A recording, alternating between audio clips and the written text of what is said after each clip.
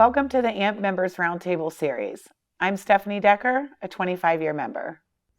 And I'm Buddy Reams, AMP's Chief Technical Officer and Chief Maritime Officer. It's roles I've had for the last 6 years. Prior to that, I was about a 30-year veteran of the commercial shipping industry and the regulatory industry. I have a responsibility in AMP for our conference and events program, our education program, our standards development, and our technical activities and research program. Today we're going to continue talking about AMP's annual conference. We are going to, Buddy, discuss a little more about the lessons learned from San Antonio and how those are being applied and what we can expect at the second annual conference in Denver in 2023. Last episode, you mentioned that there was feedback from members. What is AMP doing with that feedback? And how is that feedback being implemented? Are there parts of it that you're able to, or can you just kind of give us an overview on what this feedback looks like and how AMP is making their way through it to apply what can be applied in 2023 in Denver?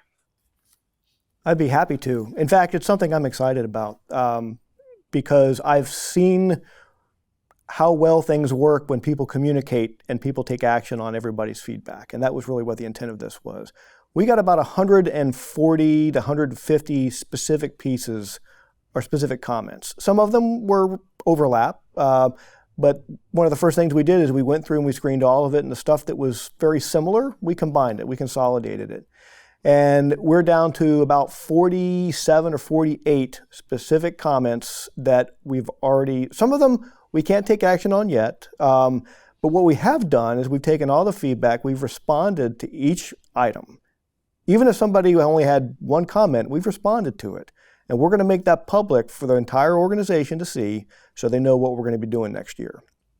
Actually, the two areas that members have asked about, if you could elaborate on, are regards to the program and the exhibit hall, specifically feedback in those areas. Can you comment on that? Certainly. The most frequent piece of feedback we got was on the content. And we recognized that we were going to be very technical focused. And not surprisingly, there was a lot of demand for more informational presentations that were not technical symposia. And even the opportunity for manufacturers or suppliers of equipment to be able to talk about their equipment.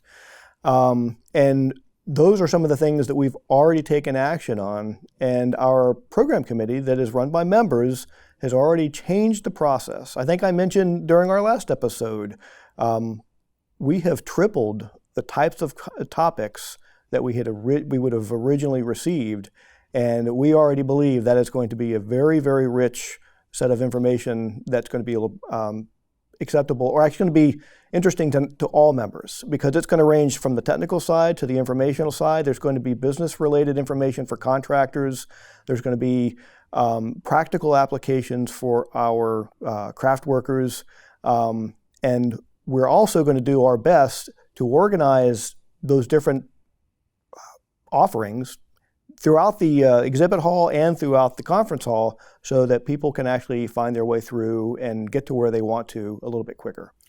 So basically what you're saying is that these big changes and the topics that you're adding, those are member driven. Members have asked for those changes.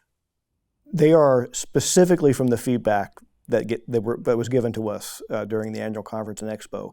And you mentioned about the exhibit hall. We did recognize that there was a lot of feedback, not as much as the content, but there was feedback regarding that there was a sense that the exhibit hall opening was too short. And we believe that particularly for 2023, with all of the content recommendations that we have, that we're going to be able to have a full day all the way through Thursday. And one of the concerns for 2022 was that we didn't have a full day on Thursday, and there might not be enough people there for the exhibit hall. That was one of the factors that went into not having the exhibit hall open all day Thursday. But we believe in 2023, we're going to have a very robust exhibit hall. And again, it's like you have read the minds of the members that are submitting questions, because we have a specific, this came from a few members. They are legacy SSPC members, and they were exhibitors at Coatings Plus, and they did come to San Antonio. And they've asked, I understand that you're talking about feedback, and you gave some specifics on the program. Can you give us a few, just any insight on what is being done specifically in the exhibit hall so that more legacy SSPC members on the coding side will see the differences in Denver when they look at it compared to San Antonio? There are a number of efforts that we have in play right now to kind of bring particularly our legacy SSPC members now in AMP. One of them is going to be about how we market the exhibit hall. We have not historically marketed only for the exhibit hall, and I think that's one of the areas that we're going to kind of change up for 2023 to get a more broad attendance specifically on the exhibit hall. And we're also going to increase the number of offerings for our contractors, for our craft workers, through demos and different things that are going to be available there in the exhibit hall so that there's going to be more of an interest and a draw in there. But we also want to tie those to the informational sessions or the technical sessions. And one of the other kind of neat suggestions that came through our brainstorming as a result of the feedback was to come up with some emblems or icons or symbols that represent different general topics, and we will basically put those throughout the event hall and through the exhibit hall so that it's easier to kind of recognize the things that people are interested in. Well, as you are, I'm very excited. This is all very exciting to me as well. Actually, I submitted this question personally. As an exhibitor in San Antonio, I felt that the exhibit hall hours being cut short really shorted not only me as an exhibitor, but the attendees who didn't get a chance to come by all the booths because they were busy in just a few short days with their other content on while they were in San Antonio. So this is being looked at by AMP to get us more exhibit hours, whether it's earlier in the week or possibly with Thursday coming back. Absolutely, Stephanie. One of the challenges in 2022 was a conflict for the opening of the exhibit hall with our keynote speaker. That is one of the reasons that the exhibit hall was delayed opening. So it was almost like a perfect storm, or an imperfect storm, if you will. For 2023, we are looking to optimize and maximize the exhibit hall opening. And again, part of that, as I mentioned earlier, the scheduling piece is really important. And at the end of the day, we're not going to be able to make everybody happy. I mean, there is the kind of the tendency when you come to our event, our conference, that there's more things you want to see. It's almost like going to Disney World. There's more things you want to see than there's time to see or there's schedules to see. And we recognize that, but we're going to do our best to kind of organize them so that our members who are of specific interests, again, I'm going to go back to those symbols, can actually follow those. And hopefully those will be timed in a way where they're actually going to be able to see what they want to see, but we're going to try and build in time so that they can actually get to the exhibit hall. Will AMP be continuing this partnership and feedback mode that we're talking about occurred in San Antonio when we knew it was our first annual conference? And so Denver is going to be our second annual conference. How is AMP looking at Annual Conference and Expo moving forward?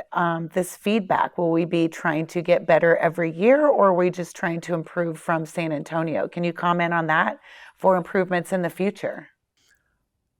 I want to talk in a higher level first, because customer service is number one, is primarily important for us. And that is a focus not only of our senior leadership on the staff, but it's also a focus of our board membership, our board leaders. And so this isn't just an episodic thing that we did in San Antonio. This is an occurrence this is almost kind of like a practice we want to make second nature for us. We are specifically going to have the in fact, we want to increase it and improve on our ability to get feedback in 2023. Because we believe that when attendees recognize that their feedback matters and are going to be part of the solution for the next year, they're going to provide even more impactful feedback. And that's what we're looking for. So we want to increase it so we can even make it even better in 2024. Well, to that, are there opportunities for members to volunteer, primarily focusing on annual conference? And this is a two-part question. Not only are they able to volunteer primarily focusing on the annual conference, but is it too late for them to volunteer to get involved with Denver, or is there something they can do moving forward to get involved so they are actively working with staff for our annual conference and expo?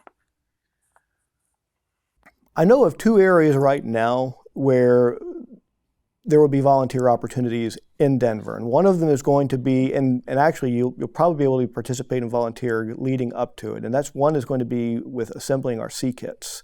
I think we were looking for a number of volunteers to kind of help assemble those. It's really being organized through our AMP Cares program. One of the other areas is going to be through our Emerge program. And if you're not familiar with the Emerge program, I really encourage you to kind of get you to go get familiarized yourself with it, because this is about growing the new entrants into our profession. But for the Emerge program, we're going to be looking for volunteers to kind of help go through the event, go through conference with the students, kind of show them around. In terms of participating with the actual conference and planning and everything, I don't know that we have any specific volunteer opportunities right now, but we do have the volunteer manager. And if there are specific interests, reach out to me or reach out to our customer service staff. Well, we don't want to turn anybody away. Okay. The last question that I have for you is there anything about lessons learned from San Antonio or things you're looking forward to and excited for in Denver that I didn't ask you about, or that another member didn't ask you about today?